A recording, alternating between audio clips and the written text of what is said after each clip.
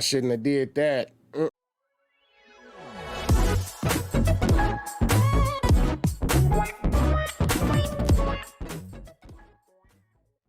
Y'all, it's been a minute. I'm your skinny deficient homie, Chubbington III.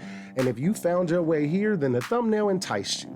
And I'm hoping that you like it. Today we checking out top 3 stories that sound fake but are 100% real by MrBallen. Now, shout out to the homegirl Casey, man, Miss Kitsune. She put me on to this, and I watched one of his videos and saw Arctic Kicks. Shout out to Arctic Kicks. Saw that he was doing it, and it's something I want to check out and try and move the channel a little bit different directions. You know what I mean? We still gonna do music. If you came here for music, you in the right place. Oh, the bell means y'all need to go ahead and hit that sub button, and don't forget to like. But anyway, without further ado, we're gonna go ahead and we're gonna get up into this. So it's MrBallen top 3, and honestly, I'm curious about this one. I am. I'm curious where this is gonna go. So without further ado, Buff Chubbians, let's react. Sometimes the truth is stranger than fiction, and today we're going to look at 3 stories that demonstrate that. But before we get into those stories, if you're a fan of the strange, dark, and mysterious delivered in story format, then you've come to the right channel, because that's all we... I'll say ahead of time, it's my first time doing a video like this, so I apologize if the music is loud or anything. Y'all just let me know in the comments. I'm gonna watch it back, make some adjustments, and also let me know if this is your first time hearing of MrBallen too, because I ain't never heard of him. It'll take you a second to pause and just let me know. I'm curious. We do, and we upload 3, 4, even 5 times every week. So if that's of interest to you, please offer to take the like button out on your boat for a scuba diving trip, and once they get off the boat and they go underwater, just turn your boat around and head back to shore. Also, please subscribe to our channel and turn on all notifications so you don't miss any of our weekly uploads. All right, let's get into today's stories.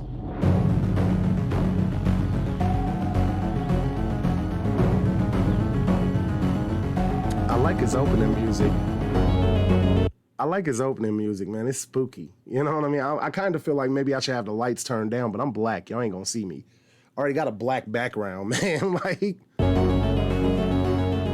A 28-year-old Russian man named Artyom Sidorkin started having severe chest pains, and at first he tried to ignore it, but it got so bad he could barely stand up, and then he began coughing up blood, and so finally he went to the emergency room. When he got there, even before the doctors examined him or gave him an x-ray, just based on the way he presented to them, being pale in the face and hunched over and very sick looking, they assumed this must be something very serious. So that day they brought Mr. Sidorkin in for an examination, and after talking to him and hearing about all of his symptoms and just looking at him, the assumption was he probably has a tumor in his lungs. And so they sent him in for an x-ray, and afterwards the radiologist looked at the x-ray and confirmed that, yep, there is a mass growing inside of your lungs. And so before they went to just start removing huge pieces of his lung, they told him that they would like to do a biopsy where they remove a small piece of the tissue and test it to see if it's cancerous or not. And so Mr. Sidorkin is terrified, but he says okay. He schedules his surgery. He goes in a couple days later, and the surgeon pulls out a piece of his lung tissue, and as it's sitting on the tray, he looks down at the tissue, the surgeon does, and he realizes there is something hidden inside of the tissue, as if the tissue was like an envelope holding something inside of it. And so he opened it up, and there, growing on the side of his lung, was a small fir tree. It was 5 centimeters long, it was green, it looked very lively, it was just a thriving little tree. The doctors believed Mr. Sidorkin, who was a botanist, had inhaled a seed of a fir tree, and it got lodged inside of his lung tissue. And then as it grew, its pine needles began piercing his blood capillaries, causing him to cough up blood. After the discovery of what was inside of his lung, a spokeswoman for the Royal Botanic Gardens in London said that it is possible for a seed to germinate. Hey, man. That must have been some killer green, right? Just saying, man. It's growing in your lungs? That's crazy. My little cousin had something like that, man. Like, you outside when you young, in the 90s especially. And my little cousin took a seed and stuck it up his nose. Nobody knew that he stuck a seed up his nose. Nobody knew. So we go a couple of weeks, and then he started getting nosebleeds a lot. So my uncle had to take some tweezers and pull this seed out of his nose. It had started to sprout, so it had these like spikes on it. Oh man, the weirdest stuff. The human body, man, it's crazy. How can something grow inside you like that? inside of the dark, damp conditions inside of a lung, but it is unbelievably bizarre. When doctors informed Mr. Sidorkin that he did not have cancer, he had a tree, Mr. Sidorkin was shocked and he said, I never got the sense that there was a tree growing inside of me. Yeah, but more than shocked, he was just relieved that he was cancer-free. There is a picture of this tree inside of his lung tissue, but it's a bit graphic, so if you want to see it, go ahead and Google tree in lung, and I'm sure you'll find it. Here's the question, man. It's graphic, though. It's graphic. Y'all gonna have to Google it on your own. I might Google it and just not show y'all. I'm too curious. I'm too curious. I'm too curious. Hold on. Give me a second.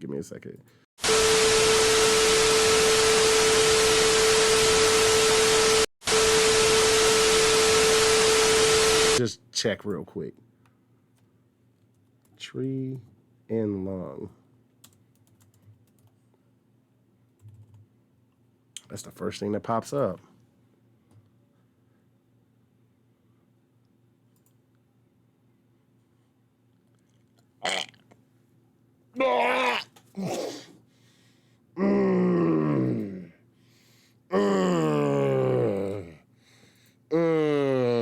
I shouldn't have did that. I shouldn't have did that. I shouldn't have did that shit. Growing up, Pauline Dakin always suspected that there was just something off about her family. And years later, she would find out she was right. In 1970, when she was... Man, have you ever ran into a fir tree? I never had a sense that a tree was inside me. Right. You ever ran into a fir tree? Them things is sharp, man. Like, fuck. Oh, was 5 years old, her parents... Bit graphic, so if you want to see it, go ahead and Google tree in lung, and I'm sure you'll find it. Growing up, Pauline Dakin always suspected that there was just something off about her family. And years later, she would find out she was right.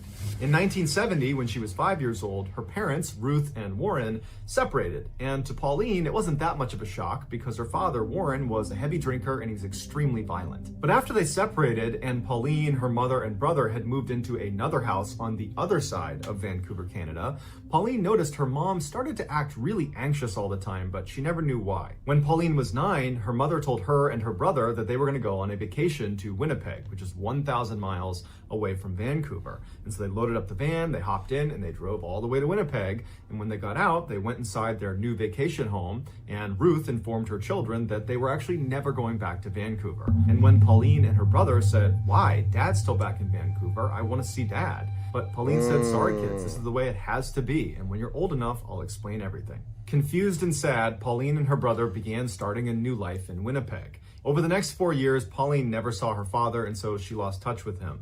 But she started making a couple close friends in Winnipeg, and she was starting to feel like this was home. But right as she was starting to feel normal, her mother told her and her brother that they needed to move right now all over again. This time they were going to go all the way to New Brunswick, the far east side of Canada. Their mother made them swear they would tell no one about this move. But later that day, when Pauline was with her best friend Wendy, she let it slip that she was moving. And so when Ruth came to pick Pauline up from Wendy's house, the two girls had to affect these sort of breezy goodbyes to each other so that Pauline's mother wouldn't suspect anything. Once in New Brunswick, the family did put down roots and they stayed there for many years. But Pauline's mother still was just incredibly anxious and paranoid about something. The kids just had no idea what it was. Fast forward to 1988, when Pauline was 23 years old, she had moved 2 hours away from the family home in New Brunswick and was living with her boyfriend and was working as a reporter at a local newspaper. She had a whole life. During that time, her mother called her and said, "Hey, I'd like to meet you at a motel. I'm finally ready to tell you everything about your childhood." Pauline was really intrigued and excited. This was a conversation that was literally decades in the making. And so Pauline eagerly went to the motel. She saw her mother waiting outside, kind of pacing around, looking very anxious. And so she walks up to her mom and she waves and she's about to speak when her mother just looks up at her and puts her finger over her lips, telling her to be quiet. And then she jams an envelope into Pauline's hands. And on the envelope, it just says, "Don't say anything. Put your jewelry inside of this envelope. It's probably bugged. I will explain everything inside. Just please don't speak." And so now Pauline's really confused, but she did as she was told. She took her jewelry off, put it in the envelope, and gave it back to her mother. And then the two of them silently walked into the motel, into the room where Pauline's mother was staying. When they went inside, there was a man sitting in the middle of the room that Pauline immediately recognized. It was the reverend of their church when they used to live in Vancouver. His name was Stan Sears, and Pauline's mother had been his secretary the whole time they'd gone to that church. Pauline always knew her mother and Stan were close friends, and in fact had kept in touch after they left Vancouver and were in Winnipeg and then New Brunswick. In fact, Pauline remembers periodically seeing Stan show up in Winnipeg and New Brunswick to visit with Pauline's mother. So it was a surprise, but not a total shock when Pauline's mother confessed. Okay, I want y'all to put in the comments right now. Do y'all think that they got kidnapped? You think she killed the dad? Or you think they was part of a cult or something? I am wondering if they killed the dad, because there's no way he didn't come looking for him. There's no way he didn't come looking for him. You know what I mean? Like, I think she killed the dad. I do. That's what I think happened. Confessed to her that in fact she and Stan had fallen in love, and in fact they had had a secret relationship from the time they lived in Vancouver. But this revelation was nothing compared to what Pauline heard next. Her mother explained that the reason they had had to move so many times during her childhood was because Pauline's father, Warren, was actually a mobster and was a key member of an organized crime syndicate in Vancouver. Right after they separated, Pauline's mother found out she had a hit put on her head, because the mob now believed that the husband could not control her anymore, and she knew too much. Stan also found out that he had a hit on his head because Ruth discovered that the mob wanted to kill him too because they knew about their relationship. And then also, apparently Stan was counseling a man that was in his congregation that wound up being a mobster, and so the mob believed this man. Bro, out of all the things that I thought that could have been, I did not think that that was going to be a mobster story. Of course you ain't trying to tell nobody where you are. They put a hit out on you and the preacher? And the preacher? And you humping the preacher? I mean, I don't know. Maybe he got a little bit of me in him. You know what I mean?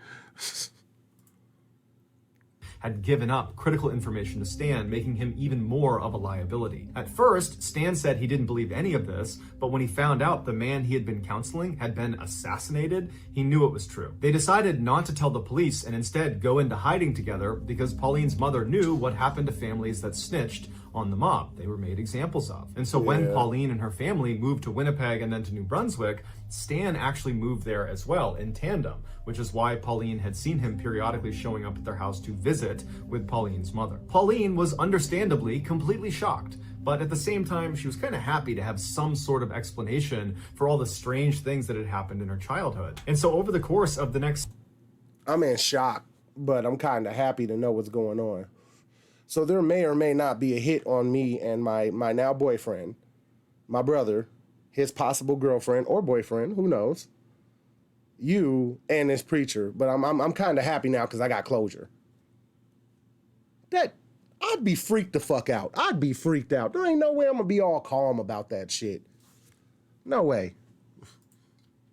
Several hours, Pauline sat in this motel room with her mother and Stan and asked them every question she could think of. And she discovered that whenever she came home from school and she found her mother furiously pulling all the food out of the fridge and the pantry, throwing it all away with no explanation, that was actually because they found out the mob had tried to poison them. Or these 6 different times Pauline was unenrolled from the school she was at and then moved to a different school across town, that was because there was a credible threat the mob had discovered where Pauline was going to school. And so by the end of the weekend, Pauline not only learned about this totally crazy past she had, but she also learned that she was still in danger. And so before Pauline headed back home, she asked her mother and Stan what she should do to stay safe. And Pauline's mother said, well, that's actually the reason we called you here now, because after all these years, we were just tired of being in hiding. And so we've already spoken to the authorities, and they've moved us into a special witness protection program for families connected to the mob. When you enter this program, it's referred to as entering the weird world, where basically you're not really safe, but you have agents that follow you around that are undercover that track track what you're doing and make sure there's no assassination attempt on you. And before Pauline could even ask, her mother told her that as a measure of her and Stan entering the weird world, they asked that a couple of agents monitor Pauline and her brother, even though they didn't know they were being monitored. At this point, Stan reached forward with a radio and he said, here's a radio that actually broadcasts to the agents that are following you pretty much all the time. But you should only use it if you're truly in a desperate situation, because as soon as you call out for help, there are going to be people that are risking their lives to come save you. As Pauline is holding this radio, she looks at her mom and Stan and she says, well, what happened to Dad? Is he in jail? And at this point, Pauline's mother says, no, he's not. He's in the weird world too. And she handed Pauline a letter that was from her father addressed to Pauline. And it basically spelled out that he had been moved into the weird world and he was looking forward to Pauline joining them at some point when she was ready. So now Pauline has this radio and this letter and she's looking at her mother and Stan and she's just totally overwhelmed. And her mother just tells her, go home, think about what you want to do next. And if you want to join the witness protection program and join the weird world with us, just let me know and we'll make it happen. And so Pauline, who's in a total state of shock, gives her mom a hug and gives Stan a hug and says, okay, bye, I'll be in touch. And she leaves the motel and she gets in her car and she's about to back up when she looks and sees Stan running outside holding something in his hand. And so Pauline stops, Stan runs up to the window, and he says, hey, I forgot to give you this. And he held up this round piece of metal that he told her was a GPS transponder. It was magnetized, and she should put it out of sight underneath her car. And what it does is it constantly gives off her location to the agents that are following her. So if she was in trouble, it would be easier for them to find her. And so Pauline thanked him, put the transponder under her car, crazy, and Stan went back man. to the That's and so see, that's crazy. That's crazy. Like you would really have to you could die. Yeah, they tried to poison your food. Yeah, they've been hunting us for 22 years, or what, she was 8 when they left, I think. So she's 22 now. Some quick math, 14. I was 14 and we've been running we was running for 8 years. That's crazy. Oh no, we've been running for 14 years. I was 8 years old. Pauline went back home with the intention of just digesting this information, knowing that she was being watched, she had this radio, she was, relatively safe, and her plan was to just give it a couple of days before she committed to joining the witness protection program and joining the weird world. But after only a couple of days, her paranoia was so high that she dumped her boyfriend, she quit her job, and she moved out of her house into a separate apartment, and she called her mother and said, I can't take it anymore, I feel totally unsafe, I want to join the weird world. Her mother and Stan were delighted at her decision, but they told her it wasn't a simple process getting into the weird world, that a lot of people were involved in her basically giving up her old life and entering this new one. And so Pauline's mother told her that she would be in touch with one of her agents and they would contact Pauline when it was time for her to go. And so anxious and scared, Pauline began to wait and wait and wait. And her mother said, oh, just give it some time, they'll be in touch soon. But the waiting dragged on for 5 years. And in that time, Pauline met a new boyfriend, Kevin, who became her husband. And in conversations with him, Pauline started to doubt this whole mafia thing was even true. And so she decided, in order to find out if this really was a real thing, that the mafia was actually after them, that Pauline would need to set up a sting operation on her mother and Stan. And so Pauline called her mother and very convincingly told her that, oh my goodness, someone just broke into my apartment. I think it was someone from the mafia. I don't know what happened, but can you tell me what to do? Should I call the police? What do I do? And her mother said, no, don't call the police. Whatever you do, don't call the police. I'm gonna get in touch with Stan and see if he knows what to do. And just a couple of minutes later, Pauline's mother called back and said, okay, honey, I spoke to Stan and he spoke to the undercover agents. That's suspicious. That's suspicious. That's real suspicious, man. That sit outside your house and have been watching you for all these years. And they said that, yes, unfortunately, not one, but 2 men from the mafia broke into your house today. But luckily, they went up, they grabbed them, they're in custody, so you're safe now. And Pauline said, Mom, I made that up. Bro, do you know how childish that is? Like what if she had a stalker and you just told her, oh, it's fine, it got taken care of. And now this stalker is just free to come. What are you hiding? What is she hiding? What do you think the mom is hiding? What are you hiding? Okay.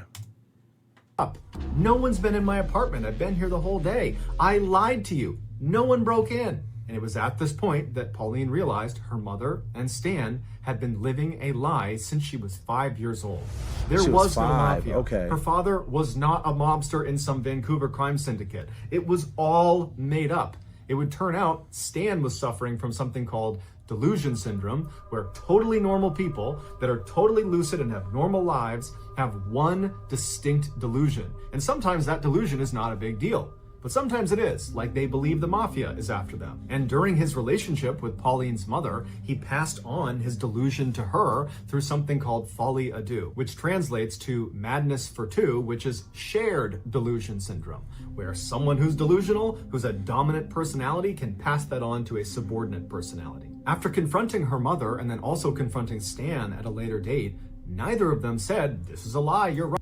Bro, all I keep on thinking about is that preacher must have been giving her the holy D. He got you convinced that the mafia is trying to kill. How good was the D? You weren't thinking right at all. What? He convinced her? He passed it off? Folie à deux? Man, y'all tell me what y'all think down in the comments, man. I don't know about that. I don't know about that. I really don't. Right, you caught us, because they believed it, and they took to their graves the belief that the mafia was after them. Their biggest concern after Pauline said this isn't true was not that they had been exposed as potential frauds. It was that, oh no, Pauline's gonna expose herself to the mafia because she's not using her GPS transponder or her radio or living in the weird world with us. She's gonna get assassinated by the mafia. And so even though Pauline never got an apology from her mother or got to really talk about the insanity of this whole situation, because again, her mother and Stan took to the graves the belief that the mafia was in fact after them, Pauline ultimately made peace with the situation by writing a best-selling memoir called Run, Hide, Repeat. It is linked in the description below. Check it out. Hey, I made the best of the situation by writing a best-selling novel that got me buku money. Yeah, that could pay for all the therapy. Like, I'm pretty good. What? This is crazy, man. In November of 2004, 52-year-old Peter Porco and his wife, 54-year-old Joan Porco, were like so many other middle-aged, middle-class Americans. They lived in Del Mar, New York, in a comfortable two-story home, and they worked for a living. Peter was an appellate court clerk, and Joan was a speech pathologist. They had been married for over 30 years, and they had 2 sons. Christopher was a 21-year-old student at the University of Rochester, and his brother, Jonathan... Bro, he the killer. Y'all looking at this? Hold on. I want y'all to see this.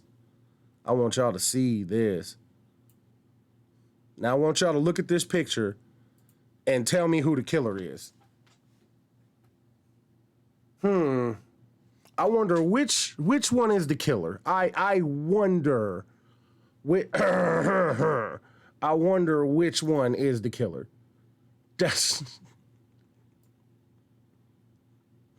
Hey, if you ain't the killer, I'm sorry, man. But you creepy as fuck, bro. I apologize. Them eyes, though, dog. There ain't no soul between them eyes. Jonathan was a 23-year-old naval officer stationed at a submarine base in Groton, Connecticut. On Monday, November 15th, 2004, Peter woke up to start his typical Monday morning work routine.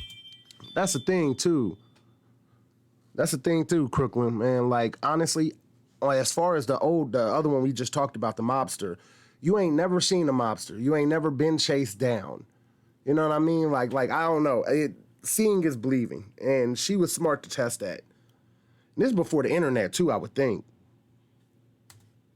He got up, he got out of bed, he went into the bathroom, he relieved himself, he looked in the mirror, he shaved, he got a strong dressed in killer his work face. Clothes. He went downstairs, he put on a pot of coffee. While the coffee was brewing, he unloaded the dishwasher and then put the dirty dishes into the dishwasher and started it. He wanted to get his newspaper, so he went outside, he got his newspaper, but he realized he locked himself out of the front door. So he got the spare key out from underneath the mat, opened the front door, Went inside, he sat down, had some coffee, read the newspaper. After a few minutes, he put his coffee cup in the sink, he packed himself a lunch in his lunchbox, and then he headed for the door to head for work. Peter was known as a very reliable employee who was also very punctual and rarely missed work. So when he didn't get to work that Monday morning, the court was a little bit confused. They called him to see if he was okay. He didn't pick up. So they dispatched a court officer to go make sure he was okay. And so the officer arrives at his house. He sees cars in the driveway, the front door shut. He goes up, he knocks on the door. Nobody answers. He tries the handle of the front door. He realizes it's open. So he opens the door and he yells out, "Hey, I'm just looking for Peter." And the door hits something on the ground.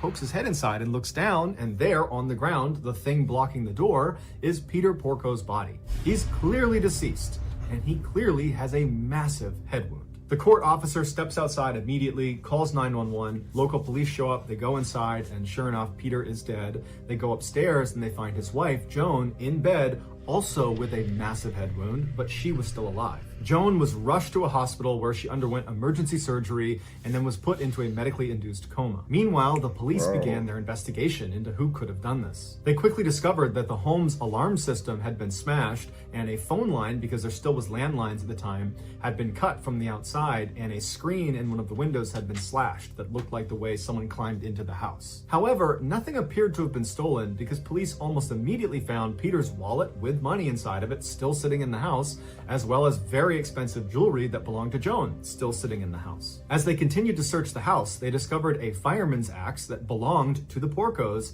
hidden inside of one of the bedroom closets, and it was very clear this was the murder weapon. The Porco sons had been away during this attack. John was on his submarine in Connecticut, and Chris was at the University of Rochester. And in fact, Chris found out about the attack on his parents when he saw a news report, because this story of this innocent, typical-seeming American couple in a quiet suburb getting struck down by some axe-wielding maniac had gone totally viral, and it was all over the news. And so Chris called the police to get more information about his parents' death. Here's the recording. Hi, my name is Chris Porco. I was just called by the Times-Union saying that my parents were found dead this afternoon. I was wondering if you had any information for me. Hey Chris, whereabouts are you? I'm at school in Rochester, New York. Okay, you're in Rochester?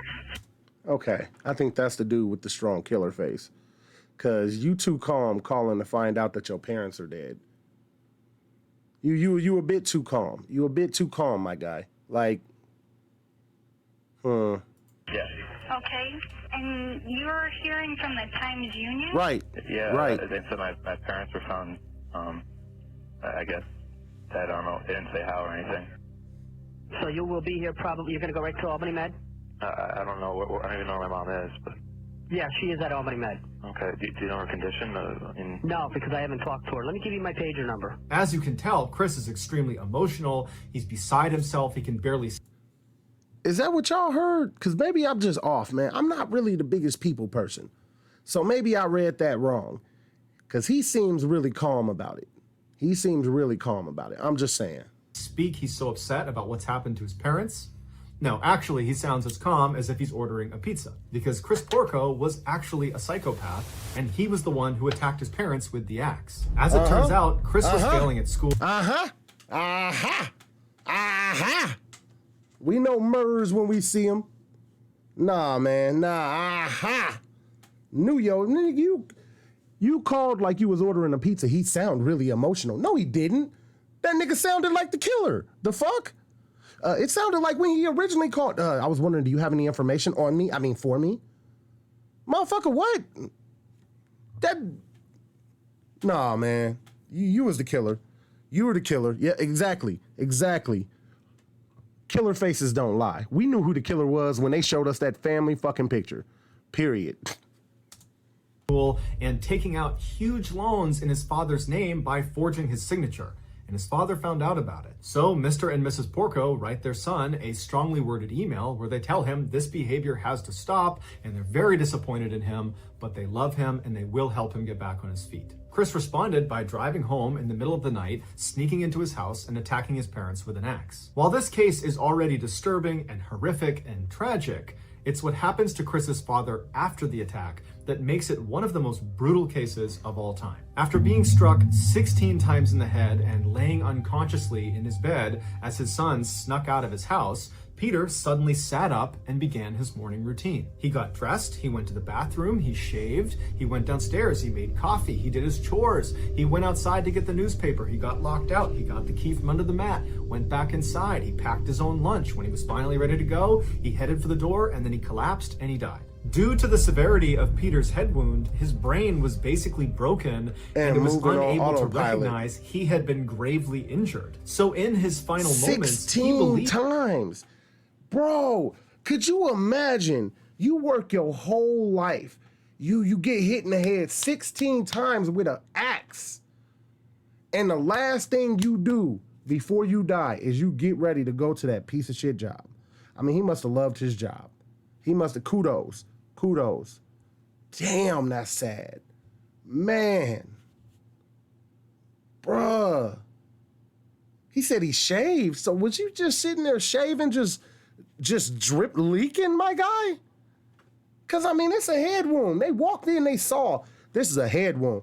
So how often were you wiping blood from your face as you made your coffee and all this shit? That's crazy. That's crazy. Whoa. It was just a typical Monday morning going about his work routine, when in reality, he had a gaping head wound and he was basically dead after the 16th blow to his head. One of the more surprising and heart-wrenching details of this case is that Joan Porco, she did survive the attack. And after she came out of that medically induced coma, she said she forgot all the details of the attack, even though when she was discovered in her bed, she did indicate that Chris, her son, was the attacker. Nonetheless, she got together $250,000 to post Chris's bail, and she allowed him to come stay with her during his trial. And the two attended the trial together, walking into the courthouse hand in hand. Chris was very quickly found guilty of killing his father and attempting to kill his mother, and he was sentenced to 50 years to life in prison.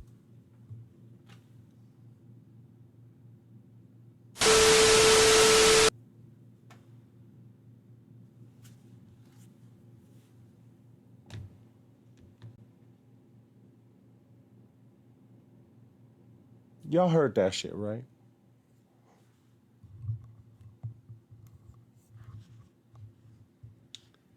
She survived.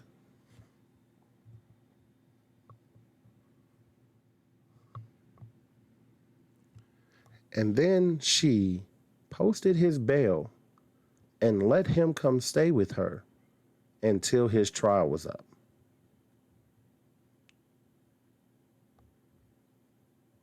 You didn't have no friends to be like, look at your face. Look at your... Sweetie, I know you love the boy, but this... ain't no love like a mother's love, bro. That's all I can say. But to me, I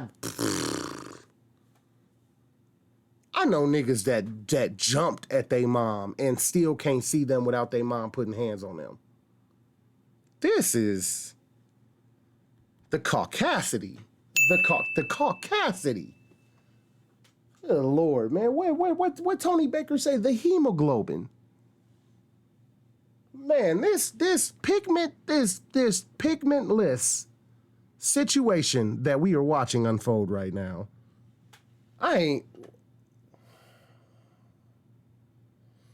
Let's finish it out. Despite the verdict, Joan Porco still speaks to Christopher over the phone and frequently visits him in prison. It's unclear if she still believes he is innocent. So that's going to do it, guys. If you found the secret in today's episode, let us know in the comments what it is and where you found it. Give us and you know what? Now I sound dumb because it was the head wound. She doesn't remember any of it. You wouldn't be able to believe that your kid did it. And if your kid says, I didn't do it, Mom, I swear I didn't do it. I swear I didn't do it. I swear I didn't do it. Crying, you more than likely gonna believe your child. Okay, so I take back some of it. But once I looked at my face, I feel like, y'all let me know what y'all thought. Y'all let me know what y'all thought. I don't know. The timestamp, and if you're the first to do that, we'll pin you at the top of the comments section. If you enjoyed today's video and you haven't done this already, please offer to take the like button. Hey man, so that was top 3 stories that sound fake but are 100% real, part 1. I'm gonna do part 2 and part 3 on this stream. If you see it on the channel and you want me to do other ones, you have any suggestions, go ahead, let me know. I'm your skinny deficient homie Chubbington III. What we just heard was crazy. I love y'all. I hope y'all like this. Don't forget to like, comment, and subscribe, man. We out.